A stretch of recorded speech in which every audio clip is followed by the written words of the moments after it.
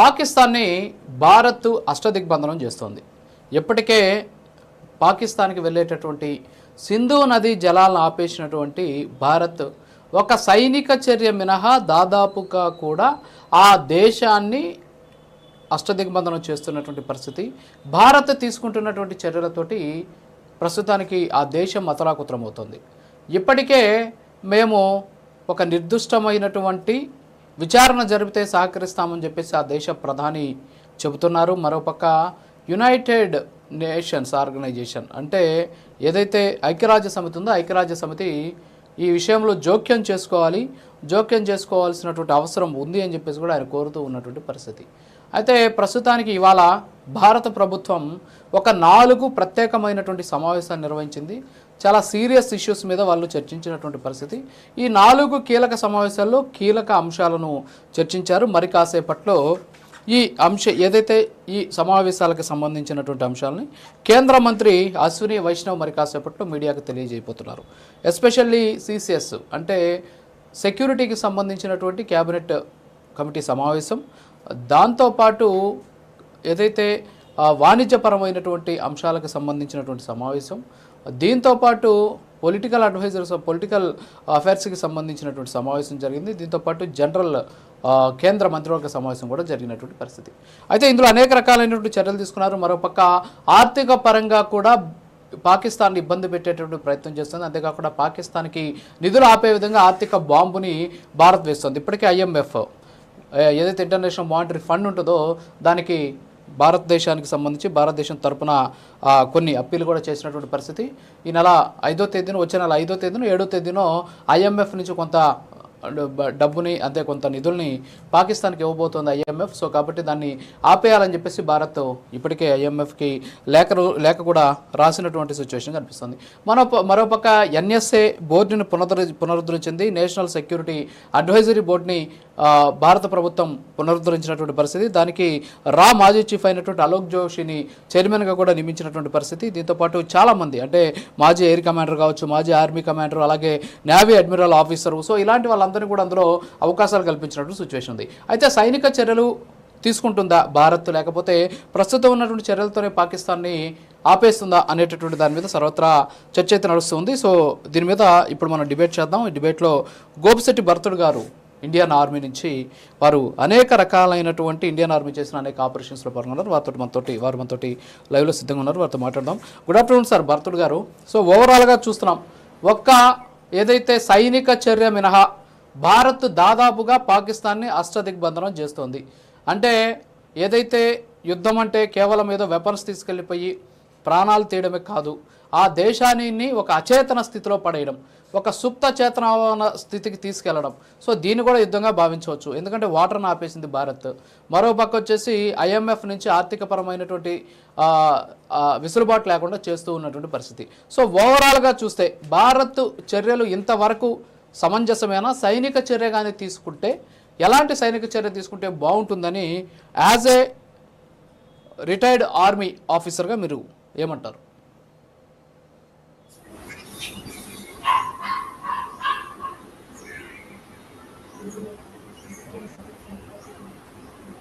Good afternoon రాజు గారు. Yeah sir. Good afternoon sir. Yeah good afternoon sir. Carry on, మాట్లాడండి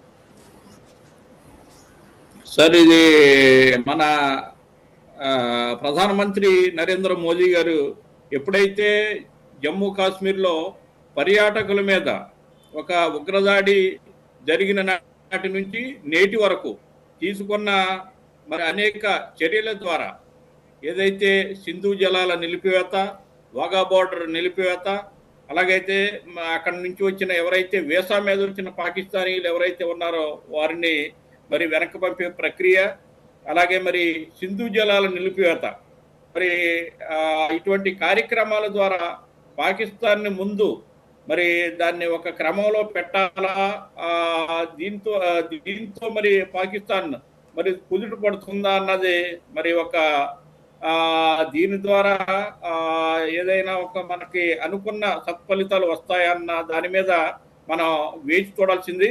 ఎందుకంటే మరి అనుకున్నట్టు చాలా మంది అనుకున్నట్టు యుద్ధమే దీనికి ప్రత్యామ్నాయం అన్నది మరి సరికాదని నా అభిప్రాయం. ఎందుకంటే యుద్ధం వస్తే ఈ స్మాల్ వెపన్స్ ద్వారా కాకుండా మిజైల్స్ ఆపరేట్ చేస్తే మరి ఇరు దేశాలకి మరి తద్వారా ఇంకా మన మిత్ర దేశాలు, పాకిస్తాన్ మిత్ర దేశాలు అన్ని కూడా కూడగట్టుకుని మరి అణుబాంబులు ఏదైతే ఉన్నాయో దాన్ని ప్రయోగిస్తే మరి యావత్ మానవాళి మనుగడకే ముప్పు అని చెప్పి మరి అందరూ కూడా ఆలోచిస్తూ మరి యుద్ధం అనే దానికి కొంచెం వేచి చూడాలి. మరి ఈలోగా పాకిస్తాన్ మరి కుదుట పడుతుందా, మరి మనం అనుకున్న సత్ఫలితాలు వస్తాయన్నది వేచి చూడాలి. మరి ఇదంతా ఒక పక్కన పెడితే ప్రధాని మోదీ గారు సంకటంలో పడేసే నిర్ణయాలండి అన్ని కూడా. చెప్పండి. ఇక్కడ ఏంటంటే భరతుడు గారు, ఇక్కడ ఏంటంటే ఎస్పెషల్లీ భారత్ చాలా శాంతి కాముక దేశం. ఈరోజు ఒక ఉగ్రవాదులను ఆ దేశం రెచ్చగొట్టి ఆ దేశం తయారు చేసి ఆ దేశం భారత్ మీదకి పంపించినటువంటి నేపథ్యంలో ఇక్కడ వాళ్ళు ఒక రకమైనటువంటి చిచ్చు పెట్టాలనుకున్నారు. ఇక్కడ వాళ్ళ టార్గెట్ కూడా కేవలం ఆ చనిపోయినటువంటి 26 మంది మృతే కాదు వాళ్ళకి కావాల్సింది. వాళ్ళకి కావాల్సినటువంటి వాళ్ళ టార్గెట్ వేరే అనేది వాళ్ళు చేసినటువంటి చర్య ద్వారా మనకు తెలుస్తోంది. ఎందుకంటే భారతదేశంలో హిందూ ముస్లింల మధ్య అంతర్గతమైనటువంటి కలహాలు పెట్టాలి అనేటటువంటి ఉద్దేశంతోనే ముస్లింలా హిందువులా అని తెలుసుకున్న తర్వాత చంపేశారు అనేటటువంటి అంశం వెనుక ఉన్నటువంటి రహస్యం ఇదే అనేటటువంటి వాదన కూడా వ్యక్తమవుతుంది. కాబట్టి భారత్ చాలా తెలివిగా, అంతేకాకుండా ఆచితూచి అడుగులేస్తూ ముందుకెళ్తూ ఉన్నటువంటి పరిస్థితి. సో దీన్ని ఎలా చూడొచ్చు అంటారు? అదేనండి, పాకిస్తాన్ కూడా సార్ ముందుగా చెప్పాలంటే పాకిస్తాన్ దాన్ని పరాన్న దేశంగా చెప్పుకోవాలండి. పాకిస్తాన్ ఏంటంటే మన భారతదేశం ఏదైతే మరి మనం ఒక ప్రోటోకాల్ మీద వెళ్తామండి, అలాగా పాకిస్తాన్లో మన ఇండియాకి భిన్న పరిస్థితి అండి. అక్కడ ఏంటంటే ఎవరైతే ఈ ఉగ్రవాద సంస్థలు ఉన్నాయో, జైషే మహమ్మద్ లాంటి ఉగ్రవాద సంస్థలు, తర్వాత చూస్తే రెండవదిగా సైనిక అధ్యక్షులు ఎవరైతే ఉంటారో వీరందరి మాట బేస్ చేసుకుని అక్కడ ఎవరైతే మంత్రివర్గాలు ఉంటాయో వారందరూ కూడా వీరి మాట విని వెళ్లాల్సిన పరిస్థితి అండి. మరి మన ఇండియాలో అయితే మన ప్రధాని, అలాగే సుప్రీం కమాండర్, తర్వాత రాష్ట్రపతి ఏదైతే చెప్తారో దాని ప్రకారం మిగతా వారు నడుచుకుంటారండి. మరి పాకిస్తాన్ లో చూస్తే దీనికి భిన్న పరిస్థితి. అక్కడ ఉగ్రవాదుల ఏదైతే చేతివాట ఉందో మరి వారు చెప్పిన మాటల్లోనే అక్కడ గవర్నమెంట్లు కూడా నడవలసి ఉంటుందండి. అక్కడ ఒక ప్రధాని అక్కడ మరి ఎన్నిక కాబడాలంటే ఈ ఉగ్రవాద సంస్థలు, అలాగే ఆర్మీ చీఫ్ ఎవరైతే ఉన్నారో వారి రికమెండేషన్స్ అక్కడ చెల్లుబాటు అవుతాయండి. మరి అందుకని అక్కడ ప్రభుత్వాలు అచేతన స్థితిలో ఉంటాయండి, ఏవి చేయలేని పరిస్థితి. తద్వారా ఈ ఉగ్రవాద సంస్థలు ఏదైతే ఉన్నాయో మీరు చెప్పినట్టుగానే మన భారతదేశానికి శాంతి కాముక దేశం అనే ఒక ఇది కూడా నానుడు కూడా ఉందండి ప్రపంచ దేశాల్లో. మరి దాన్ని అలుసుగా తీసుకొని ఈ ఉగ్రవాద సంస్థలు ఏదైతే ఉన్నాయో మరి మొన్న చూస్తే ఈ పర్యాటకుల మీద మరి 26 మందిని పొట్టన పెట్టుకున్న సంగతి మనకు తెలిసిందే. మరి దాని ద్వారా మనం తెలుసుకోవాల్సింది ఏంటంటే మన భారతదేశంలో ఉన్న భిన్న జాతులు, భిన్న సంస్కృతులు, భిన్న ఆచారాలు ఉన్న మరి మన భారతదేశంలో, ప్రపంచంలో ఒక ఉపఖండమైన మన భారతదేశంలో ఈ ఉగ్రవాదులు చేసిన పరిస్థితి మన భారతదేశం మరి అందరూ కూడా ఉగ్ర రూపంతో ప్రస్తుతానికి అట్టుడిగిపోతుందండి. పాకిస్తాన్ని మరి వదిలి ఎలా ఊరుకుంటారు? మరి అతి చిన్న దేశమైన పాకిస్తాన్ని మనం ఈసారికే దాన్ని అచ్చు చూడాలి అన్నట్టు అందరూ అనుకునే పరిస్థితిని ఈ ఉగ్ర చర్య మనం తీసుకొచ్చిందండి. మరి అటువంటి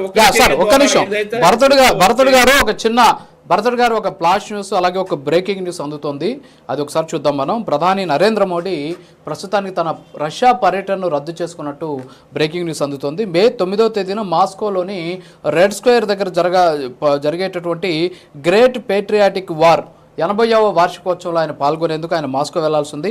అయితే ఈ కార్యక్రమంలో మోడీ పాల్గొంటారని చెప్పేసి ఇప్పటికీ అధికారిక ప్రకటన కూడా వెలువడినటువంటి పరిస్థితి. అయితే తమ దేశ విక్టరీ డేకి మోడీ హాజరు కావడం లేదని చెప్పేసి రష్యా కూడా ఇప్పటికే వెల్లడించినటువంటి సిచ్యువేషన్ కనిపిస్తుంది. అలాగే పహల్గామ్ ఉగ్రదాడి నేపథ్యంలో దేశంలో చోటు చేసుకున్నటువంటి పరిస్థితుల దృష్ట్యా ప్రధాని నరేంద్ర మోడీ రష్యా పర్యటనను రద్దు చేసుకున్నట్టు కూడా తెలుస్తోంది. అయితే ప్రస్తుతం నరేంద్ర మోడీ తీసుకున్నటువంటి ఈ పర్యటన రద్దు ఏదైతే అంశం ఉందో ఇది ప్రస్తుతానికి ప్రస్తుతానికి వారి మీద ఉన్నటువంటి అనేక రకాలైనటువంటి భిన్న వాదనలకు ఇది ఒక ఆజ్యం పోసినటువంటి పరిస్థితి. ప్రస్తుతానికి భారత్ పాకిస్తాన్ మధ్య నెలకొన్నటువంటి దౌత్యపరమైనటువంటి సమస్యలు కావచ్చు, పహల్గాం ఘటన తర్వాత చోటు చేసుకున్నటువంటి సంఘటనల నేపథ్యంలో భారత ప్రధాని నేషన్ ఫస్ట్ తర్వాత ఏదైనా అన్నట్టు ప్రస్తుతానికి ఆయన వ్యవహరిస్తూ ఉన్నటువంటి సిచ్యువేషన్ ఉంది. సో మొత్తానికైతే నరేంద్ర మోడీ రష్యా పర్యటనను రద్దు చేసుకున్నారు. రష్యాకు ఆయన వెళ్ళడం లేదు.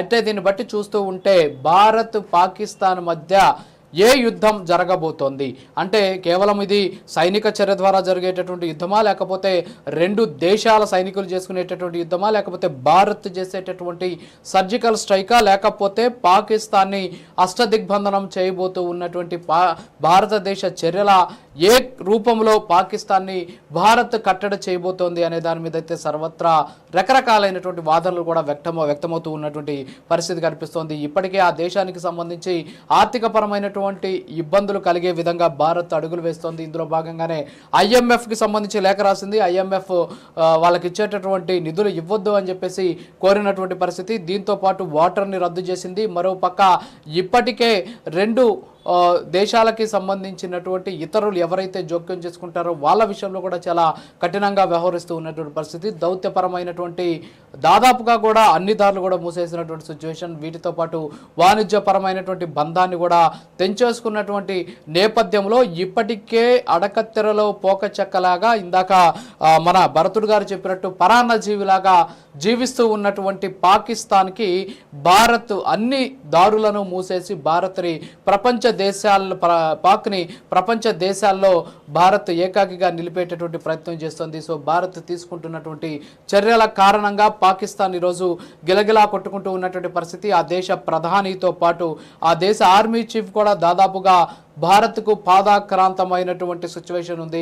ఎట్టి పరిస్థితుల్లో యుద్ధం వద్దు, భారత్ చర్యలు చూస్తూ ఉంటే మా మీద యుద్ధానికి రాబోతోందేమో అనేటటువంటి భయం మాలో ఉంది అని చెప్పేసి ఇప్పటికే ఆ దేశ ప్రధాని ఐక్యరాజ్య సమితితో పాటు ఇతర దేశాలను కూడా కోరుతూ ఉన్నటువంటి సిచ్యువేషన్ కనిపిస్తుంది. సో ఓవరాల్గా చూస్తే ప్రధాని మోడీ రష్యా పర్యటనను రద్దు చేసుకున్నటువంటి సిచ్యువేషన్ అయితే ఉంది. సో మొత్తానికి ప్రధాని మోడీ రష్యా పర్యటన రద్దు మరి కాస్త ఇండియా పాకిస్తాన్ మధ్య కాస్త ఇంకా కూడా హీట్ని పెంచుతూ ఉన్నటువంటి పరిస్థితి. ఇప్పటికే భారత్ పాక్కి సంబంధించి సరిహద్దులో వేడి రాజుకుంటూ ఉంది. అంతేకాకుండా ఒక రకమైనటువంటి ఉద్రేక పరిస్థితులు నెలకొన్నటువంటి పరిస్థితి. చల్లగా ఉండేటటువంటి కాశ్మీర్ రోజు రోజుకి వేడెక్కుతూ ఉన్నటువంటి సిచ్యువేషన్ కనిపిస్తుంది.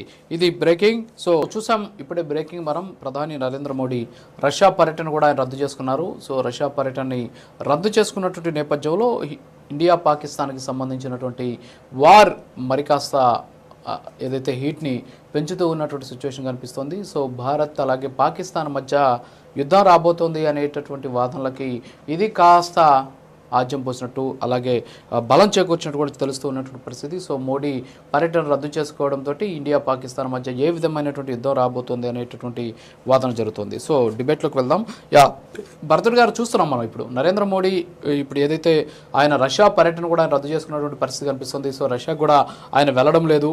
రష్యా పర్యటనని రద్దు చేసుకున్నటువంటి పరిస్థితులు చూస్తుంటే ఏంటి నిజంగా యుద్ధం అనివార్యమయ్యేటటువంటి అవకాశాలు కనిపిస్తున్నాయి. మరి ఏ రకమైన యుద్ధం అయి ఉండొచ్చు? అది సర్జికల్ స్ట్రైకా, లేకపోతే నిజంగానే పాకిస్తాన్ని తుదముట్టించేటటువంటి ప్రయత్నమా, లేకపోతే ఉగ్రవాదులను కోకటి వేళ్లతో సహా పెగిలించేటటువంటి ప్రయత్నం, ఎలాంటి యుద్ధం అయి ఉండొచ్చు అనుకోవచ్చు? సార్, మన ప్రధాని మోదీ గారి రష్యా పర్యటన రద్దు అనే వార్త విన్న తర్వాత మరి మన కేంద్ర మంత్రి అశ్విని వైష్ణవ్ గారు దాన్ని వెల్లడించే వరకు కూడా మనం ఏమి చెప్పలేం. కానీ మరి నా వరకైతే దీనిలో చాలా కఠినతరమైన నిర్ణయాలు ఉండొచ్చని నా అభిప్రాయం అండి. ఎందుకంటే ముందుగా మరి దీన్ని డైరెక్ట్ గా యుద్ధం అని అనలేను, కానీ యుద్ధానికన్నా దానికంటే మించిన దీంట్లో మరి చర్యలు ఉంటాయని నా అభిప్రాయం. ఎలాగైతే మనం గత సంవత్సరం ఇంతకుముందు చూస్తే ఫిబ్రవరి 14th ఏదైతే మనం ఆపరేషన్స్ ఏదైతే మనం దాని మీద చేసామో సర్జికల్ స్ట్రైక్, అటువంటి ఆపరేషన్ తరహా ఉండి మరి ఏదైతే సంస్థల ఈ తర్ఫీదు సంస్థలు ఉన్నాయో ట్రైనింగ్ ఇచ్చే మరి అటువంటి వాటి మీద ప్రయోగాలు కానీ లేకపోతే మరి ఇంకా మరి చాలా కఠినతరమైన నిర్ణయాలు తీసుకుని తద్వారా ఏమైనా పాకులో మరి మార్పులు వస్తాయన్న దీన్ని మరి ముందుగా ఉమ్, అటువంటి చర్యలు తీసుకొని, అంతకన్నా మాట వినకపోతే యుద్ధం ఉమ్, తప్ప వేరే ప్రత్యామ్నాయం లేదు.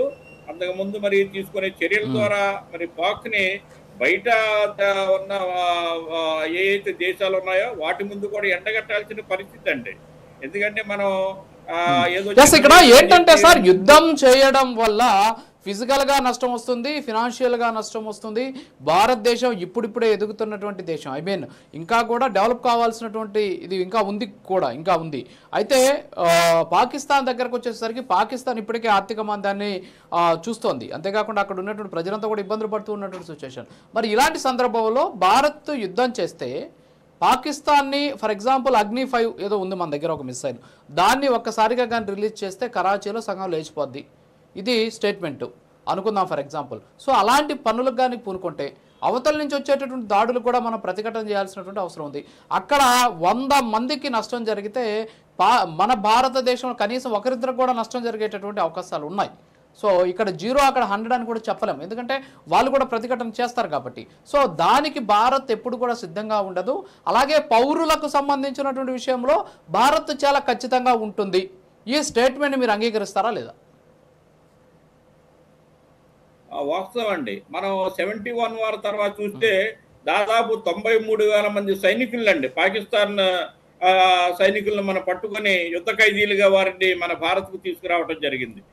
అధునాతన మనకి ఏదైతే ఆయుధాలు ఉన్నాయో అవి లేని సందర్భంలో కూడా మన పాక్ని చిత్తుగా ఓడించిన పరిస్థితులండి.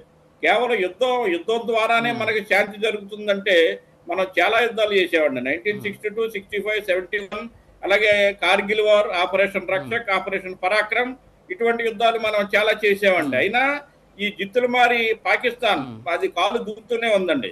మరి దానికి కారణం డైరెక్ట్ గా పాకిస్తాన్ అనటానికి లేదండి. అక్కడ ఎవరైతే ఉగ్రవాదులు ఉన్నారో మరి ఆ ఉగ్ర సంస్థల ద్వారా, ఆ ఉగ్ర సంస్థలు పాకిస్తాన్ నియంత్రించలేకపోవడం ద్వారా ఈ కార్యక్రమాలు మరి పాకిస్తాన్ అది అలాగ తన్ను తాను నియంత్రించుకోలేని పరిస్థితి అండి. ఎందుకంటే నేను చెప్పేది ఏంటంటే గత నెలన్నర క్రితం అక్కడ బిఎల్ఏ, బలూచిస్తాన్ లిబరేషన్ ఆర్మీ అండి, బలూచి ఆర్మీ మన ఒక ట్రైన్ హైజాక్ చేసి అందులో ఉన్న దాదాపు 100కు పైగా పాకిస్తాన్ సోల్జర్స్ చంపేయడం జరిగిందండి. మరి అంతర్గతంగా ఉన్న బలూచిస్తానే మరి తనకు తాను స్వయం ప్రతిపత్తి రాష్ట్రంగా అది రూపుదిద్దించుకోవాలన్న పరిస్థితి అండి. మరి అక్కడ అంతర్గతంగా ఉన్న వీటినే నియంత్రించుకోలేని పాకిస్తాన్ ఉగ్రవాదులను కూడా నియంత్రించలేని పరిస్థితి అండి ప్రస్తుతానికి. మరి అది పాకిస్తాన్ కొంచెం తన వక్ర బుద్ధిని మార్చుకొని మనలాంటి దేశాలని సహాయం కోరి అక్కడ ఉగ్రవాదాన్ని రూపుమాపితే ఇటువంటి చర్యలు ఉండకపోవచ్చని నా అభిప్రాయం సార్. Yeah, okay. ఇంకొకటి ఏంటంటే ఇక్కడ పాకిస్తాన్ మాటికి మా దగ్గర అణుబాంబులు ఉన్నాయని కొంతమంది చెప్తుంటే, కొంతమంది ఏమో లేదు మమ్మల్ని కాపాడండి మహాప్రభు, మేము ఒక తటస్థమైనటువంటి మీరు చేసేటటువంటి పారదర్శకమైన విచారణకి మేము సహకరిస్తామని చెప్పేసి పదే కూడా చెబుతూ ఉన్నటువంటి పరిస్థితి. సో ఇవన్నీ కూడా మనం పరిగణలోకి తీసుకుంటే నిజంగా పాకిస్తాన్ చర్యలు ఉన్నంత వరకు కూడా భారత్ పాకిస్తాన్ మీద సైనిక దాడికి దిగకపోవచ్చు అనేటటువంటి వాదన కూడా వ్యక్తమవుతుంది. అలాగని చెప్పేసి ఖాళీగా కూర్చోకుండా ఏదైతే ఉగ్రవాదుల మీద వేట కొనసాగేటటువంటి అవకాశాలు కనిపిస్తున్నాయి, సర్జికల్ స్ట్రైక్ లాంటివి చేసి ఏదైతే పాకిస్తాన్ సంబంధించి పిఓకే ఏదైతే ఉందో పాక్ ఆక్రమిత కాశ్మీర్లో ఉన్న దాదాపు 48 టెర్రర్ లాంచ్ ప్యాడ్స్ను కూడా ఆర్మీ గుర్తించినటువంటి పరిస్థితి ఉంది. సో వాటి మీద అటాక్ చేసేటటువంటి ఛాన్సెస్ ఏమైనా ఉన్నాయా, యుద్ధం అనేది పక్కన పెట్టి? నా వరకు ఐడియా ఏంటంటేనండి, ముందు ఉగ్రవాద సంస్థలు ఏరివేత అండి. మరి అటు ఉగ్ర సంస్థలను ఏరివేయలేని దుస్థితిలో ఉన్న పాక్ ని పక్కన పెట్టి ఆ దేశాన్ని అంతమొందించే కన్నా ఈ ఉగ్ర సంస్థలు బయటి దేశాల సహాయం కూడా తీసుకుని ఉగ్ర సంస్థలను అంతమొందించగలిగితే అది ఒక ప్రత్యామ్నాయ పరిస్థితి అండి. అందుకనే మన ప్రధాని మోదీ గారు ఎక్కడికి వెళ్ళినా ఉగ్రవాదం మీద ఉక్కుపాదం అనే నినాదంతో మన ప్రధాని మోదీ గారు బయటికి వెళ్ళడం జరుగుతుందండి. మరి దాదాపు అక్కడ కూడా ఆయన మరి చాలా సక్సెస్ సాధించారని చెప్పొచ్చండి. మరి ప్రస్తుత చర్యలు అయితే ఉగ్రవాదం మీద అని నేను అనుకుంటానండి. ఓకే, సరే, ఉగ్రవాదం పక్కన పెడితే నిజంగా వారు వస్తే భారత్కు ఉన్నటువంటి అనుకూలతలు ఏంటి, పాకిస్తాన్కు ఉన్నటువంటి ప్రతికూలతలు ఏంటి? సో ఏది అణుబాంబులు పక్కన పెడదాం, అణ్వాయుధాలు పక్కన పెడదాం, సో సైనిక సంపత్తి, అలాగే ఉన్నటువంటి టెక్నాలజీ, అలాగే లాజిస్టిక్స్, అంటే లాజిస్టిక్స్ మీన్స్ వెపన్స్ కావచ్చు, సో ఇతరత్ర వీటి విషయంలో పాకిస్తాన్కు ఉన్నటువంటి నెగిటివ్స్ ఏంటి, అలాగే భారత్కు ఉన్నటువంటి పాజిటివ్స్ ఏంటి, ఎలా అనుకోవచ్చు? పాకిస్తాన్కి అయితే అన్ని నెగిటివ్స్ అండి, పాజిటివ్ పాయింట్ ఏది లేదు. పాకిస్తాన్ సైనిక శక్తిలో మనకి పాకిస్తాన్కి అసలు లెక్క కట్టలేని పరిస్థితి అండి. మన ప్రపంచ దేశాల్లోనే 5వ అత్యంత ఆయుధ సంపత్తి కలిగిన దేశం భారతదేశం అండి. మరి దాన్ని లెక్కేసుకుంటే పాకిస్తాన్ మనకు అసలు లెక్క కాదండి. పాకిస్తాన్ని ఆయుధ సంపత్తిలో పాకిస్తాన్ని మనం లెక్కలు చూసి దాన్ని భయపడవలసిన పరిస్థితి, అసలు దాన్ని దాదాపుగా పూర్తిగా వెనక్కి నెట్టేయచ్చండి. దాంట్లో అణుమాత్రం కూడా దాన్ని లెక్కల్లో తీసుకోకర్లా. అలాగే తర్వాత సైనిక సంపత్తి కూడానండి, సైనిక సంపత్తిలో కూడా మనం చూస్తేనండి అది చాలా వెనకబడి ఉంది. అలాగే మరి మన మానసిక పరిపక్వత ఏదైతే ఉందో భారతదేశంలో, భిన్న జాతులు, భిన్న పరిస్థితులు, భిన్న మతాలు ఉన్నా కూడా అందరూ కూడా మొన్న ఏదైతే మన పర్యాటకుల మీద యుద్ధం జరిగిన తర్వాత అందరూ కూడానండి మోదీ గారు నిర్వహించిన పార్లమెంటరీ కమిటీ సమావేశంలో అందరూనండి తారతమ్యం లేకుండా ప్రతి ఒక్కరు కూడా మీరు ఏ నిర్ణయం తీసుకున్నా మేము కట్టుబడి ఉంటామన్న ఒక సందేశం మనం రాజకీయ పరమైనటువంటి అంశంగా మార్చేసే ప్రయత్నం చేశారు. ఓకే, భారతదేశం మొత్తం కూడా ఈరోజు ఏకతాటిపైకి వచ్చింది. సరే, ఇంకా రాజకీయ పరంగా రాజకీయ పార్టీలు రకరకాలైనటువంటి వాళ్ళకు ఉన్నటువంటి ప్రయారిటీస్ వాళ్ళకు ఉంటాయి. తర్వాత వాళ్ళు మాట మార్చారు, ఏ విధంగా వాళ్ళు మాట్లాడుతున్నారు,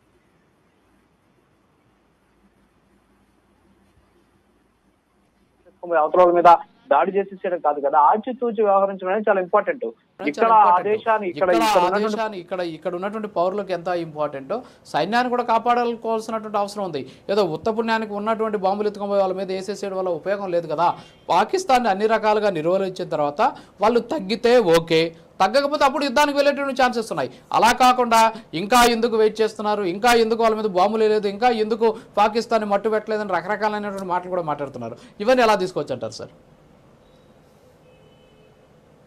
సార్, అది బయట ఉన్న ఎవరైతే వ్యక్తులు ఉన్నారో దాదాపు వారికి దీని మీద అవగాహన లేని వాళ్ళు మన భారతదేశం మీద ఉన్న భక్తి కొలది అలాగ అంటూ ఉంటారండి. కానీ ఇక్కడ ఉన్న పరిస్థితులు చూస్తే ఏవైతే అణ్వాయుధాలు ఉపయోగిస్తే మరి ప్రపంచ దేశాలు కూడా సర్వనాశనం అయిపోతాయండి. అవన్నీ దృష్టిలో పెట్టుకుని మరి యుద్ధం తీవ్రతరం దాల్చినా, యుద్ధానికి వెళ్లాల్సిన పరిస్థితి వచ్చినా అది మనం అనుకున్నట్టు దుందుడు చర్యగా మనం ప్రారంభించడానికి అది కుదరదండి. ముందు ఎన్నైతే అస్త్రాలు ఉన్నాయో శాంతియుత చర్చలు జరపడానికి, లేకపోతే ఉగ్రవాద సంస్థల మీద ఏదైతే మన దాడులు ప్రతి దాడులు నిర్వహించి దాన్ని మనం ఒక దారిలోకి తీసుకురాగలవా, నియంత్రించగలవా అన్న దాని మీదే ప్రతి ఒక్కరు ఫోకస్ పెడతారండి. మరి ఇది ఎవరైతే మనకి జాతీయ భద్రతా సలహాదారు ఎవరైతే ఉన్నారండి అజిత్ దోవల్, మరి ఆయన గూఢచర్యలు ఆయన మించిన వ్యక్తి మన దాదాపుగా భారతదేశంలో మరి మనకి ఆయన చాలా అమూల్యమైన వ్యక్తి అండి. పాకిస్తాన్ లో కూడా దాదాపు 7-8 సంవత్సరాలు ఆయన గూఢచర్య మరి చేసి అక్కడ ఉన్న పూర్తి పరిస్థితులు మరి ఆయన అవగాహన చేసుకొని మరి ఇప్పుడు మనకి సలహాదారుగా ఉన్నారండి. మరి ఆయన యుక్తి ఎత్తుకు పై ఎత్తులు కూడా మనకి చాలా కలిసి వచ్చే అంశం అండి.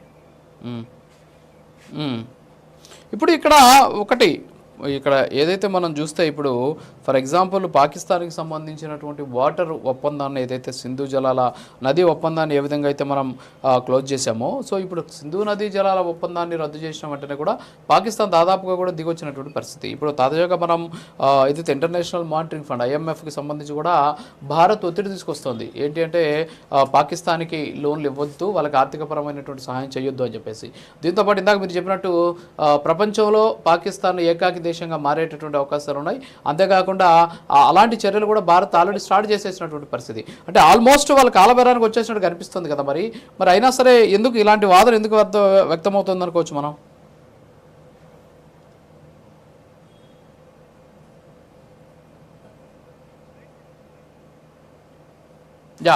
ఓకే, ఏదో సిగ్నల్ ప్రాబ్లం వచ్చినట్టుంది. సో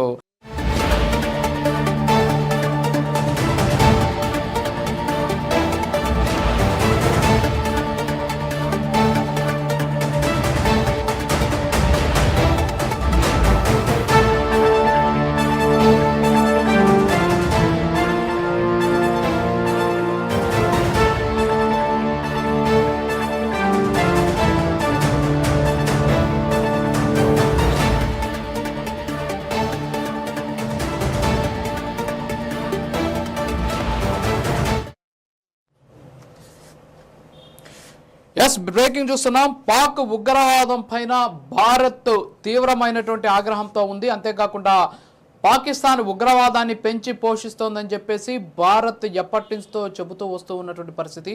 ఉగ్రవాదాన్ని ప్రోత్సహించడంలో పాక్కు ఘనమైన చరిత్ర ఉంది అని భారత్ ప్రజెంటేషన్ ఇచ్చింది. అంతేకాకుండా ప్రపంచ దేశాలకు ఈ అంశాన్ని తెలియజెప్పేందుకు భారత్ ఇప్పటికే తీవ్ర ప్రయత్నాలు కూడా చేస్తూ ఉన్నటువంటి సిచ్యువేషన్ కనిపిస్తోంది.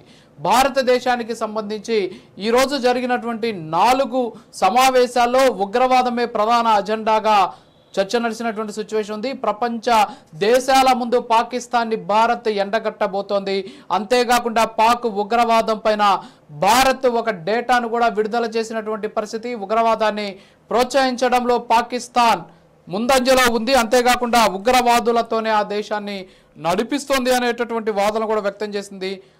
26/11 అంటే నవంబర్ 26కు సంబంధించినటువంటి పేలులు ఏవైతే జరిగాయో వాటి వెనక పాకిస్తాన్ ఉగ్రవాదులకు పాకిస్తాన్ అండలు ఉన్నాయని చెప్పేసి ఆనాటి ప్రధానమంత్రి నవాజ్ షరీఫ్ చేసినటువంటి వ్యాఖ్యలు ఏవైతే ఉన్నాయో వాటన్నిటిని కూడా ఇప్పుడు భారత్ మళ్ళీ ఒక్కసారిగా వెలుగులోకి తీసుకొచ్చింది. అంతేకాకుండా పాకిస్తాన్కి సంబంధించినటువంటి ఇటీవల ఆ దేశానికి సంబంధించిన ఉప ప్రధానమంత్రి అలాగే రక్షణ శాఖ మంత్రి మాట్లాడుతూ ఎవరైతే ఈ పహల్గామ్ దాడిలో పాల్గొన్నటువంటి ఉగ్రవాదులు ఉన్నారో వాళ్ళని స్వాతంత్ర సమరయోధులుగా మాట్లాడడాన్ని కూడా భారత్ తీవ్రంగా నిరసిస్తోంది దాని పట్ల. అంతేకాకుండా పాక్ దశాబ్దాలుగా ఉగ్రవాదాన్ని ప్రోత్సహిస్తున్నటువంటి విషయాన్ని ప్రపంచ దేశాల ముందు పెట్టేందుకు భారత్ ఇప్పటికే అన్ని విషయాలను కూడా బయటపెడుతుంది. అంతేకాకుండా దీనికి సంబంధించినటువంటి డేటాను కూడా విడుదల చేసినటువంటి పరిస్థితి ఉంది. పాకిస్తాన్ ఎన్నో దశాబ్దాలుగా, ఫర్ ఎగ్జాంపుల్ ఇప్పుడు మనం చూస్తున్నాం పాకిస్తాన్ ఆక్రమిత కాశ్మీర్ ఏదైతే ఉందో POKకి సంబంధించి అక్కడ దాదాపు 46 వరకు ఈ టెర్రర్ లాంచ్ ప్యాడ్స్ అంటే టెర్రరిస్ట్ స్థావరాలను భారత సైన్యం గుర్తించింది. అయితే వాటిలో చాలా వరకు కూడా ఉన్నటువంటి ఉగ్రవాదులను ఇంకా పాకిస్తాన్ కాపాడుతూనే ఉంది. అక్కడ ఉన్నటువంటి ఉగ్రవాదులను సురక్షిత ప్రాంతాలకు తరలిస్తోంది. అంతేకాకుండా పాకిస్తాన్ ఆర్మీకి సంబంధించినటువంటి బంకర్లలోకి ఈ టెర్రరిస్టులను పంపుతూ ఉన్నట్టు కూడా భారత్ ఆరోపిస్తూ ఉన్నటువంటి పరిస్థితి కనిపిస్తోంది. దీంతో పాటు పహల్గామ్ ఉగ్రదాడికి పాల్పడినటువంటి ఉగ్రవాదులకు పాకిస్తానే రక్షణ కల్పించినట్టు ఇక్కడ స్పష్టంగా తెలుస్తోంది. ఎన్ని పక్కన పెడితే ఎన్నో ఏళ్లుగా ISIకి సంబంధించినటువంటి సంస్థని ఒక ఉగ్రవాద సంస్థగా గుర్తించాలి అని చెప్పి జరుగుతూ ఉన్నటువంటి డిమాండ్ నేపథ్యంలో ఇప్పుడు పహల్గామ్ దాడి తర్వాత పాకిస్తాన్లో ఉగ్రవాదం హెచ్చుమీరుతోంది. పాకిస్తాన్లో ఉగ్రవాదం ప్రజ్వరిల్లుతోంది. కాబట్టి అక్కడ ఉన్నటువంటి ISIని ఒక తీవ్రవాద సంస్థగా గుర్తించాలి. అంతేకాకుండా ప్రపంచవ్యాప్తంగా దాని మీద నిషేధం విధించాలి అనేటటువంటి వాదన కూడా వ్యక్తమవుతూ ఉన్నటువంటి సిచ్యువేషన్ ఉంది. సో అదే ప్రస్తుతానికి మనం బ్రేకింగ్ చూస్తూ ఉన్నాం. సో ఓవరాల్గా చూస్తే పాకిస్తాన్ ఈ ఉగ్రవాదానికి సంబంధించినటువంటి అంశాలకు సంబంధించి ఉగ్రవాదాన్ని ప్రోత్సహించడంలో దశాబ్దాలుగా చరిత్ర కలిగి ఉంది. అంతేకాకుండా ఇటీవల ఆ దేశానికి సంబంధించినటువంటి ప్రధానమంత్రి కావచ్చు, అంతేకాకుండా ఇతర మంత్రులు కూడా ఇదే అంశానికి సంబంధించినటువంటి అంశాలు కూడా మాట్లాడినటువంటి సిచ్యువేషన్ ఉంది.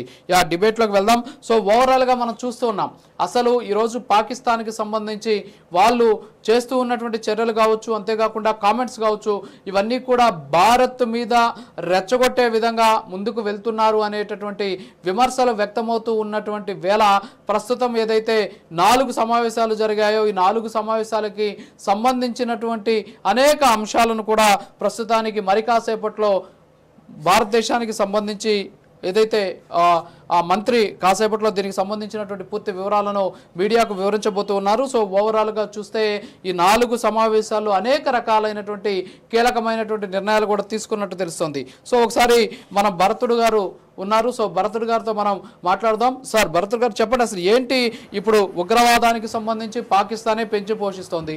అయితే ఈరోజు భారత్ దాని మీద ఒక ప్రజెంటేషన్ కూడా ఇచ్చినటువంటి పరిస్థితి ఉంది. ఏదైతే మనం గతంలో చూసాం నవంబర్ 26 దాడులు ఏవైతే జరిగాయో దాంట్లో కూడా పాకిస్తాన్ పాత్ర ఉందని చెప్పేసి ఆనాటి ప్రధానమంత్రి మాట్లాడినటువంటి మాటలు కూడా కోట్ చేసినటువంటి సిచ్యువేషన్. సో ఓవరాల్గా పాకిస్తాన్ అంటే ఉగ్రవాదం మీద ఏ విధంగా చర్యలు తీసుకోవాలో దాంతోపాటు దాన్ని పెంచి పోషిస్తున్నటువంటి పాకిస్తాన్ మీద కూడా చర్యలు తీసుకోవాలి. దీనికి భారత్ దగ్గర ఉన్నటువంటి అస్త్రాలు ఏంటి భరతుడు గారు? గతంలో కూడా సార్ ఈ పాకిస్తాన్ ఉగ్రవాదుల్ని పెంచి పోషిస్తుంది అన్న మాట ముక్తకంఠంగా మనం ముందు నుంచి కూడా చెప్తానే ఉన్నామండి. అది పాకిస్తాన్ కూడా అనేక చర్యల ద్వారా నిరూపించుకుంది కూడానండి. ఎందుకంటే మొన్న ఏదైతే మన సింధు జలాల నిలిపివేతను మేము యుద్ధ చర్యగా పరిగణిస్తామన్న పాక్ రక్షణ శాఖ మంత్రి మరి తాము ఉగ్రవాదుల్ని పోషించకపోతే అప్పుడే అనాలండి, ఈ ఉగ్రవాదులకి మాకు సంబంధం లేదు, ఉగ్ర చర్యల ద్వారా భారతదేశానికి ఏదైతే నష్టం జరిగిందో దానికి మేము చాలా చింతిస్తున్నాం. మరి మనం కలిసి దీని మీద మనం ఒక సంఘటితంగా మనం పోరాడదామన్న మెసేజ్ ఇవ్వాలండి. మరి అది కాకుండా మరి దానికి ఏంటంటే వారందరూ కూడా ఒప్పుకున్నట్టేనండి, ఉగ్రవాదులు కూడా మా వాళ్లే, మేము అందరూ చేస్తాం, మీరు పడాలన్నట్టుగానే ఆ మాటకు అర్థం అండి. ఉగ్రవాదుల్ని ముందు నుంచి పెంచి పోషిస్తున్నారు అన్నది నగ్న సత్యం అండి. మరి దానికి మనం చాలా సార్లు సర్జికల్ స్ట్రైక్స్, అలాగే మరి మన ఏదైతే ఇంటర్నేషనల్ మన బౌండరీ ఏదైతే ఉందో లైన్ ఆఫ్ కంట్రోల్ దగ్గర కూడా చాలా మంది ఉగ్రవాదులను మట్టు పెట్టడం అనాదిగా జరుగుతూ వస్తుందండి. మరి కాలక్రమేణా ఈ కార్యకలాపాలు ఏదైతే శృతి మించిపోతున్నాయండి, దీన్ని మనం మన ఏదైతే మన సైనిక చర్యల ద్వారా దీన్ని ఇంకా పోరాటం తీవ్రతరం చేసి వారిని మరి నిర్మూలించడానికి, నియంత్రించడానికి మనం ప్రయత్నం చేయాలి. మరి కాకపోతే ఎలాగైతే మరి మన అధిష్టానం నిర్ణయం మేరకు ఈ రోజు ఏదైతే నిర్ణయాలు తీసుకుంటారో దానికి కట్టుబడి మనం ముందుకెళ్లాల్సిన పరిస్థితి అండి. ఓకే, అంటే ఓవరాల్గా ఈరోజు 4 సమావేశాలు జరిగాయి. ఈ 4 సమావేశాల్లో ఒకటి వాణిజ్యపరమైనటువంటి సమావేశం, ఇంకొకటి వచ్చేసి పొలిటికల్ అఫైర్స్కి సంబంధించిన సమావేశం, ఇంకొకటి రక్షణకు సంబంధించిన సమావేశం, ఇంకొకటి వచ్చేసి ఓవరాల్గా మంత్రివర్గ సమావేశం. సో ఈ 4 అంశాలకు సంబంధించి ఎలాంటి అవుట్కమ్ రావచ్చు ఈరోజు, అంటే ఎలాంటి ప్రకటన రావచ్చు అని మీరు అనుకుంటున్నారండి? నేనైతే మరి మన భారతదేశ రక్షణ నిమిత్తం దీనికి మరి ఎలాంటి చర్యలు తీసుకోవాలన్న దాని మీదే దీనికి ప్రధానంగా ఈ రోజు మరి ఈ మంత్రివర్గంలో చర్చోపచర్చలు జరిగి ఉంటాయి అనుకుంటున్నాను. మరి దీని మీద ఈ ఉగ్రవాదాన్ని దీనిపై ఉక్కుపాదం మోపటానికి ఏవైతే మనకు అనుకూల పరిస్థితులు అలాగే ప్రత్యామ్నాయ పరిస్థితులు ఏవైతే ఉన్నాయో దాని మీద చర్చించి ఒక తీవ్రతరమైన మనకు ఏదైతే ఫైనల్ గా కలిసి వచ్చే అంశం మరి దీన్ని ముందుకు కొనసాగించేలాగా దీని మీద ఒక ప్రణాళిక, నిర్దిష్టమైన ప్రణాళిక రూపుదిద్దుకుందని నా అభిప్రాయం అండి. ఓకే, సరే, ఇప్పుడు ఇవన్నీ కూడా పక్కన పెట్టేద్దాం. మనం ఇటీవల కాలంలో కొంత కాంగ్రెస్కి సంబంధించి కొంత వ్యతిరేకత కూడా వ్యక్తమవుతుంది. ఇందాక కూడా నేను చూశాను, ఈ శివసేనకు సంబంధించినటువంటి నేత సంజయ్ రౌత్ ఒక డిమాండ్ చేశాడు. ఏంటంటే జమ్మూ కాశ్మీర్ భద్రత విషయంలో కేంద్రం తరచూ విఫలమవుతోంది, సో కాబట్టి అమిత్ షా రాజీనామా చేయాలి. పుల్వామా ఘటన తర్వాత కన్నీళ్లు కార్చడం తప్ప ఎలాంటి చర్యలు తీసుకున్నారు అని చెప్పేసి ఆయన ఒక రకమైనటువంటి వ్యాఖ్యలు కూడా చేశారు. సో ఇలాంటి సందర్భాల్లో ఇలాంటి వ్యాఖ్యలు భారత సైనిక శక్తి యొక్క దాన్ని బలహీనం చేసేటటువంటి అవకాశాలు ఏమైనా ఉంటాయా, ఇలాంటి రాజకీయపరమైనటువంటి విమర్శలు? సార్, మనకి భారతదేశం అంతా కూడా ఏకతాటిపై నడిచే ప్రాబ్లం లేదండి. మరి మధ్య మధ్యలో ఇటువంటి ఏదైతే మనకు చూస్తే మరి కేరళలో కొన్ని ప్రాంతాల్లో చూస్తే అక్కడ మరి పాకిస్తాన్కి అనుకూలంగా అక్కడ ర్యాలీలు జరుగుతున్నాయండి. మరి ఇటువంటి మన ఇండియాలో అంతర్భాగమైన కేరళలో మరి ఇంకా కొన్ని ప్రాంతాల్లో జరుగుతున్నాయంటే మన భారతదేశ ఏదైతే సమైక్యతాభావం ఏదైతే ఉందో దాన్ని నీరుగార్చడానికి కొన్ని అంతర్గత కుట్రలు మన మధ్యలోనే ఉన్నాయండి. అటువంటి అయితే జరుగుతాయి, దాన్ని నిర్మూలించడం మన వల్ల అయితే కాదండి. ఎందుకంటే ఇప్పుడు ఏదైనా బయట శత్రువులను మనం నిర్మూలించవచ్చు, కానీ అంతర్గత శత్రువులు ఎవరైతే ఉన్నారో మరి వారిని దాదాపు అరికట్టడం అది సాధ్యం కాదండి. మనలో ఉంటుంటేనే మరి వాళ్ళు ఇంటర్వ్యూలు ఇస్తారు, వాళ్ళకి ఇంటర్వ్యూలు ఏదైతే ఏర్పాటుగా ఉంటాయండి, అవి కొన్ని ప్రతికూల పరిస్థితులు మరి వాళ్ళు చేసేది చేస్తా ఉంటారు. దాన్ని పక్కన పెట్టి అంత మాత్రమే మనం నీరు గారిపోకుండా మనం తీసుకోవాల్సిన చర్యలు కఠినతరమైన చర్యలు తీసుకోవాలని నా అభిప్రాయం. ఇంకోటి వచ్చేసి ఇప్పటి వరకు కూడా మనకు పాకిస్తాన్కి అలాగే ఇండియాకి మధ్య 4 యుద్ధాలు జరిగాయి. ఒకటి 1947లో జరిగింది. 1947లో ఏంటి అంటే ఇప్పుడు పిఓకే ఏదైతే ఉందో పాక్ ఆక్రమిత కాశ్మీర్ వాళ్ళకి వెళ్ళిపోయినటువంటి పరిస్థితి. ఎందుకంటే కొన్ని గిరిజన దళాలు కాశ్మీర్లోకి రావడం, అప్పుడు భారత సైన్యం వాళ్ళందరినీ కూడా తిప్పి పంపడం, సో వాళ్ళ మీద యుద్ధం చేయడం, భారత్ దాదాపు కూడా పైచేయి సాధించినటువంటి పరిస్థితి. ఆ తర్వాత 1965లో కూడా ఒకసారి యుద్ధం జరిగింది, రెండో కాశ్మీర్ యుద్ధం అంటారు దాన్ని. సో రెండో కాశ్మీర్ యుద్ధంలో కూడా ఆపరేషన్ జిబ్రాల్టర్ అనేటటువంటి దాన్ని కూడా తీసుకొచ్చింది. సో దాంట్లో కూడా భారతదే పైచేయి కనిపించింది. అయితే మూడో యుద్ధం కూడా జరిగింది 1971లో. అప్పుడు దాదాపుగా కూడా భారతే పైచేయి సాధించింది. 93,000 మంది పాకిస్తాన్ సైనికులు ఇందాక మీరు చెప్పినట్టు లొంగిపోయినటువంటి సిచ్యువేషన్ ఉంది. అలాగే నాలుగో యుద్ధంగా 1999లో జరిగినటువంటి కార్గిల్ యుద్ధం. దీంట్లో కూడా ఆపరేషన్ విజయ్ పేరుతోటి పాక్ సైన్యాన్ని, టెర్రరిస్టులని భారత సైన్యం తిప్పికొట్టినటువంటి పరిస్థితి ఉంది. తర్వాత చాలా రకాలైనటువంటి అంశాలు జరిగాయి. 2001-2లో భారత పార్లమెంట్ మీద దాడి జరగడం, తర్వాత వచ్చేసి 2019లో బాలాకోట్లో ఎయిర్ స్ట్రైక్, ఏదైతే సర్జికల్ స్ట్రైక్ జరగడం, 2020-21లో సరిహద్దు సంఘర్షణలు, ఇలాంటివన్నీ కూడా జరుగుతూ వస్తున్నాయి. సో ఏది చూసుకున్నా సరే భారతే ముందంజలో ఉన్నటువంటి పరిస్థితి. ఇంకా అప్పటితో పోల్చుకుంటే ఈరోజు పాకిస్తాన్ దాదాపుగా కూడా అన్ని రంగాల్లో, అంటే అటు ఆర్థికంగా కావచ్చు, సామాజికంగా కావచ్చు, రాజకీయంగా కావచ్చు, సో అన్ని రంగాల్లో కూడా వెనకబాటుకి గురవుతూనే ఉంది. అప్పటితో పోల్చుకుంటే చాలా వరకు కూడా వెనక్కి వెళ్ళిపోయినటువంటి సిచ్యువేషన్. అయినా సరే ఎందుకు ఇంకా కాలు దువ్వాల్సినటువంటి అవసరం ఏంటి అసలు ఆ దేశానికి?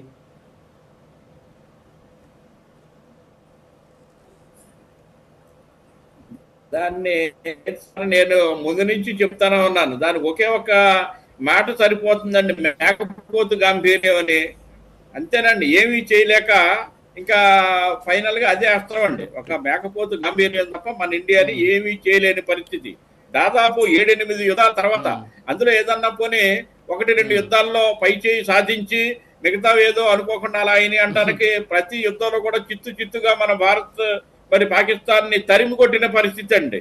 మరి అటువంటి పరిస్థితులు చవి చూసి ఈ జిత్తుల మారి పాకిస్తాన్ మరి మేము ఇంకా ఏదో పైచేయి సాధిద్దామంటే అది కళ్ళలో కూడా జరిగిన పరిస్థితి, దాదాపు అది అసాధ్యం అండి. మరి అటువంటి స్థితిలో పెట్టుకునే పరిస్థితులు మరి పాకిస్తాన్ ఇంకా కాలు దుతుందంటే అది మరి ఎటువంటి మూర్ఖ స్థితిలో ఉందో మనం చెప్పుకోవాలండి. దానికి ఏంటంటే పర్యవసానం దాన్ని తరిమి కొడతానే ఉండాలి. పాకిస్తాన్ బయట దేశాల ముందు మరి ఒక ఉగ్రవాద దేశంగా దాన్ని ఎండగట్టాలి. మరి దానికి ఉన్న ఎన్నైతే వనరులు ఉన్నాయో మన ద్వారా కూడా వెళ్ళే వాళ్ళ ఎకానమీకి కొంత ఫైనాన్షియల్ గా మనం సపోర్ట్ గా ఉన్నామండి, పూర్తిగా బంద్ చేయాలి. మన మిత్ర దేశాలు ఏదైతే ఉన్నాయో వాటిని కూడా మనం దగ్గర చేసుకొని ఇంకా వాటికి వెళ్ళే అన్ని కూడానండి బంద్ చేయాలి. ఇందులో కూడా ప్రధానంగా సింధు జలాలు ఏవైతే ఉన్నాయో ఇప్పుడు మన ప్రధానమంత్రి తీసుకున్న నిర్ణయం ఏంటంటే అక్కడ ఒక వాటర్ బాటిల్ కూడా కొనలేని పరిస్థితి అక్కడ ఉన్న పౌరుల మధ్యలో వస్తే పాకిస్తాన్ అంతర్గతంగా అక్కడ ఉన్న మంత్రివర్గాన్ని కానీ అక్కడ ఉన్న ప్రతి ఒక్కరిని కూడా తరిమి కొట్టి వాళ్ళ ప్రభుత్వాన్ని వాళ్లే కంట్రోల్ చేసుకునే పరిస్థితి ఈ సింధు జలాల అడ్డుకట్ట ద్వారా వస్తుందని నా అభిప్రాయం అండి.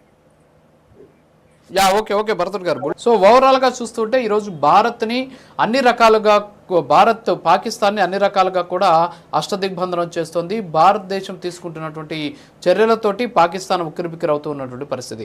పాకిస్తాన్కి జలాలు అలాగే నిధులు విషయానికి సంబంధించి భారత్ పైచేయి సాధిస్తుంది. ఎందుకంటే పాకిస్తాన్కి అవసరమైనటువంటి నీటిని ఆపేసింది. అలాగే వాళ్ళకి వచ్చేటటువంటి ఆర్థికపరమైనటువంటి అంశాలు ఏవైతే ఉంటాయో వీటికి సంబంధించి కూడా కీలకమైనటువంటి నిర్ణయాలు తీసుకునే విధంగా IMF మీద ఒత్తిడి తీసుకొస్తూ ఉన్నటువంటి పరిస్థితి. మరోపక్క వరుస సమావేశాలు పెట్టుకుంటూ పాకిస్తాన్తో పాటు పాకిస్తాన్ పెంచి పోషిస్తున్నటువంటి ఉగ్రవాదాన్ని ఏ విధంగా రూపుమాపాలి, సో ఈ అంశాలన్నిటికీ సంబంధించి ఇప్పటికే కొన్ని కీలకమైనటువంటి నిర్ణయాలు తీసుకున్నారు. ఇప్పటికే ఈ పాటికి ఆల్మోస్ట్ వాటికి సంబంధించిన వివరాలు బయట పెట్టాల్సినప్పుడు కూడా ఇంకా కూడా ఆ డీటెయిల్స్ ఇంకా బయట రాలేదు, ఇంకా ప్రకటించలేదు. ఒకవేళ ప్రకటించిన తర్వాత ఎలాంటి కీలక నిర్ణయాలు తీసుకున్నారనే దాని మీద భారతదేశం కంటే ఎక్కువగా పాకిస్తాన్లోనే ఆశగా ఎదురు చూస్తున్నారు. అంటే భారత్ ఏ నిర్ణయం తీసుకుంది, నిజంగా మా మీదకి ఏమైనా వెపన్స్ పంపిస్తుందా, లేకపోతే భారత్ ఇలాంటి దౌత్యపరమైన ఆర్థికపరమైన నీటికి సంబంధించినటువంటి అంశాలకు సంబంధించి చర్యలు తీసుకుంటుందా అనేటటువంటి దాని మీద పాకిస్తాన్ సర్వత్రా ఉత్కంఠతో కూడా వెయిట్ చేస్తూ ఉన్నటువంటి పరిస్థితి. ఈ డిబేట్ కంటిన్యూ చేద్దాం. భరత్ గారు, ఏంటి అసలు ఓవరాల్గా అయితే ఈరోజు అవుట్కమ్ ఏంటి అనే దాని మీద అయితే అందరూ ఆసక్తిగా ఎదురు చూస్తూ ఉన్నాం. సో ఇన్ని యుద్ధాలు జరిగాయి, ఇందాక మీరు చెప్పినట్టు మేకపోతు గాంభీర్యం. సో తొలుత కూడా అంటే పహల్గాం దాడి జరిగిన వెంటనే వాళ్ళందరూ కూడా స్వాతంత్ర సమరయోధులుగా ఆ దేశం ప్రకటించేసింది.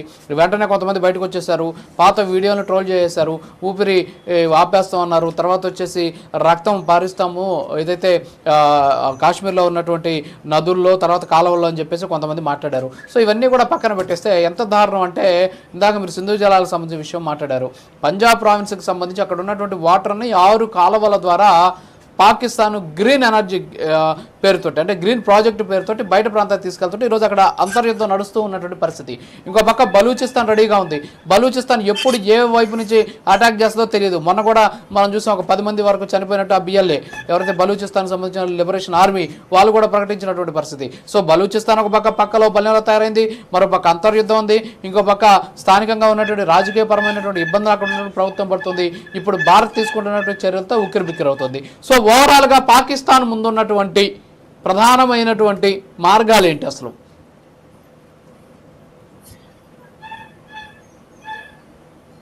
పాకిస్తాన్ దగ్గర ఉన్న ప్రధాన మార్గాలు ప్రస్తుతానికైతే దాని చేతుల్లో లేవండి. పాకిస్తాన్ ఎంతవరకు కూడా ఎప్పుడు కూడా దాని మీద జరిగిన ఏదైతే నష్టాలు ఉన్నాయో నష్టాన్ని వేరే విధంగానే దాన్ని ఏదో బయట దేశాలకి మెప్పించడానికి చూపించింది తప్ప మన ఇండియా దగ్గర ఇప్పుడు కూడా తలవంచని పరిస్థితి అండి. మనకి ఏదైతే ఒప్పందాలు జరిగాయో 1971లో కానీ, అలాగే సిమ్లా ఒప్పందం కానీ, ఇవన్నీ కూడా ఎంతవరకు కూడా ఇప్పుడు కూడా మన భారత ప్రభుత్వం క్యాన్సిల్ చేయలేదండి, రద్దు చేయలే. ఎందుకంటే భారతదేశం ప్రపంచంలో శాంతి కాముక దేశం కాబట్టి పాకిస్తాన్ ఏదో తన తప్పు తెలుసుకుని దిగి వస్తుంది. తర్వాత మన అక్కడ ఉన్న పౌరులు కూడా అందరూ కూడా సమానమైన మనం అలాగా చూస్తుంటే పాకిస్తాన్ ఏంటంటే ఇది అదునుగా తీసుకుని భారత్ అలాగా పై చర్యల ద్వారా అలాగే వెళ్ళిపోతుంది, మనం ఏం చేయలేదని చెప్పి అది అలాగా దోబుచ్చులాడుతుంది. మరి ఇప్పుడు తీసుకున్న పరిస్థితులు అయితే చాలా కఠినతరమైన పరిస్థితులు అండి. ఏదైతే వాఘా బోర్డర్ నిలిపివేత, తర్వాత ఈ ఒప్పందాలు ఏదైతే రద్దు, దీని ద్వారా పాకిస్తాన్కి మన యుద్ధం చేయకపోయిన అపారమైన నష్టాలండి. అది కోలుకోలేని పరిస్థితి అండి. అది ఆటోమేటిక్ గా మన దారిలోకి తేవటానికి చాలా అతి దగ్గరలోనే ఉంది, మన దారిలోకి రావటానికి కూడానండి. ఈ చర్యల ద్వారా దాదాపు తీసుకున్న చర్యలు యుద్ధానికంటే తీవ్రతరమైన చర్యలుగా నేను భావిస్తానండి. ఓకే, సరే, ఇప్పుడు యుద్ధం రాదు, యుద్ధం అనే దాన్ని పక్కన పెడదాం. సో చాలామంది కూడా అడుగుతున్నారు ఏంటంటే ప్రస్తుతం యుద్ధం రావాలి, అంతేకాకుండా పాకిస్తాన్కి ఇప్పుడు కూడా వదిలేస్తే మళ్ళీ దాని వక్రబుద్ధి అది ఇంకా చూపిస్తూనే ఉంటుంది. సో ఇలాగ ఎన్నిసార్లు వదులుకుంటూ పోతుంటాం, వాళ్ళు చేసిన చర్యలతోటి మన పౌరులు చనిపోతున్నారు కదా అనేటటువంటి వాదన కూడా సామాన్య ప్రజల నుంచి కూడా వ్యక్తమవుతుంది. సో ఇలాంటి సందర్భంలో భారత్ కాస్త పాకిస్తాన్ని కంట్రోల్ చేయాల్సినటువంటి అవసరం ఉంది. ఏదో తాత్కాలికమైనటువంటి చర్యలు కాకుండా, అంటే పాకిస్తాన్ ఎప్పుడు కూడా కాశ్మీర్ విషయంలో ఎప్పుడు కూడా అదేదో అంటాం కదా, ఎర్రెక్కిన ఒక కోతిలాగా ప్రవర్తిస్తూ ఉంటుంది. మరి ఈరోజు కూడా అలాంటి సిచ్యువేషన్ కనిపిస్తుంది. సో దానికి శాశ్వతమైనటువంటి పరిష్కారం చేయాలంటే భారత్ ముందున్నటువంటి మార్గం ఏంటి?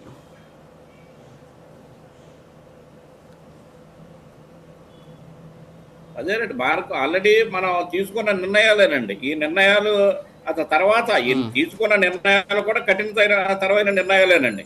ఈ నిర్ణయాలకి మనకి ఏం సమాధానం దొరుకుతుంది, ఏమి మరి ఈ చర్యకి ప్రతి చర్యగా అక్కడ నుంచి ఎటువంటి మనకి సంకేతాలు వెలువడతాయి, వారి ద్వారా అక్కడ కూడా అంతర్యుద్ధాలు ఈ చర్యల ద్వారా ప్రారంభం అవుతాయండి. ఈ తీసుకున్న చర్యలు ఈ సామాన్యమైన చర్యలు కాదండి, ఇది ఎంతో ఆలోచించుకున్న చర్యలు. దీని ద్వారా పాకిస్తాన్ లో చాలా ఇది కూడా అట్టుడికిపోతుందండి. అక్కడ ఉన్న ఏదైతే మనకి వాళ్ళకి ఫైనాన్షియల్ సపోర్ట్, అలాగే వాటర్ సోర్సెస్, తర్వాత అక్కడ చాలా మంది వేసాల్లో మన భారతదేశంలో ఆల్రెడీ ఉపాధి పొందుతున్న వారు చాలా మంది ఉన్నారండి. రకరకాలుగా వేసాలు తీసుకొచ్చి వారందరినీ కూడా వెనక్కి పంపించి అక్కడ ఏంటంటే వాళ్ళు పూర్తిగా స్వేచ్ఛగా ఉన్న పాకిస్తాన్ ని మనం హస్తదిగ్బంధనం చేసినట్టండి. ఆ చర్యల ద్వారా పాకిస్తాన్ అతి తొందరలో కూడా అది మరి తప్పు తెలుసుకుని వస్తుందన్న ఆశతోనే ఇటువంటి ఒప్పందాలు కూడా రద్దు చేసుకోవడం జరిగిందండి. మరి ఇంతకు ముందు యుఎన్ఓ వారి రిక్వెస్ట్ ద్వారా మనం ఏర్పాటు చేసుకున్న ఏదైతే ఒప్పందాలు ఉన్నాయో కూడా పూర్తిగా రద్దు చేసుకోవటానికి వారు తప్పు తెలుసుకుంటారన్న ఇది ఆఖరి అస్త్రంగా నేను చెప్తానండి. దీని తర్వాత ఏ చర్యలు తీసుకోవాలన్నది మనం ఆలోచించాలండి. థ్యాంక్ యూ భరత్ గారు. సో ఓవరాల్గా చూసుకుంటే పాకిస్తాన్కి ఎలాంటి లక్ష్యాలు కానీ అంతేకాకుండా ఎలాంటి మార్గాలు కూడా లేనటువంటి పరిస్థితి. కేవలము భారత్ ముందు తల వంచాల్సినటువంటి సిచ్యువేషన్ తప్ప, మోకరిల్లాల్సినటువంటి పరిస్థితి తప్ప భారత్కి పాకిస్తాన్కి ఎలాంటి మార్గము లేదు అని చెప్పేసి స్పష్టంగా తెలుస్తుంది. ఎందుకంటే యుద్ధం అనివార్యమైనా సరే ఒకవేళ పాకిస్తాన్కే ఎక్కువ నష్టం జరిగేటటువంటి అవకాశాలు ఉన్నాయి. యుద్ధం జరగకపోయినా సరే పాకిస్తాన్ ఈరోజు ఆర్థికంగా ఇబ్బందులు పడుతుంది, ఆర్థిక మాంద్యాన్ని ఇంకా కూడా ఎదుర్కొంటూ ఉన్నటువంటి సిచ్యువేషన్. దీంతో పాటు అక్కడ స్థానికంగా ఉన్నటువంటి బలూచిస్తాన్ సమస్య ఆల్రెడీ ఉంది, అలాగే రైతులకు సంబంధించిన ఉద్యమం ఆల్రెడీ జరుగుతుంది అక్కడ. సో ఓవరాల్గా చూసుకుంటే పాకిస్తాన్కే ఇబ్బందులు జరిగేటటువంటి అవకాశాలు కనిపిస్తున్నాయి. మరోపక్క ఇప్పటికే అక్కడ ఉన్నటువంటి పాకిస్తాన్ పీపుల్స్ పార్టీ కూడా అక్కడ ఉన్నటువంటి ఏదైతే అధికార పార్టీ నుంచి వేరుపడతాం, అధికారం నుంచి బయటకు వచ్చేస్తాం అని చెప్పేసి కూడా ఇప్పటికే హెచ్చరిస్తూ ఉన్నటువంటి సిచ్యువేషన్ కనిపిస్తుంది. సో ఓవరాల్గా చూస్తే పాకిస్తాన్ ఎదుట ఉన్నటువంటి ఒకే ఒక ఆప్షన్ భారత్ ముందు మోకరిల్లడమే అనేది మాత్రం స్పష్టంగా తెలుస్తుంది.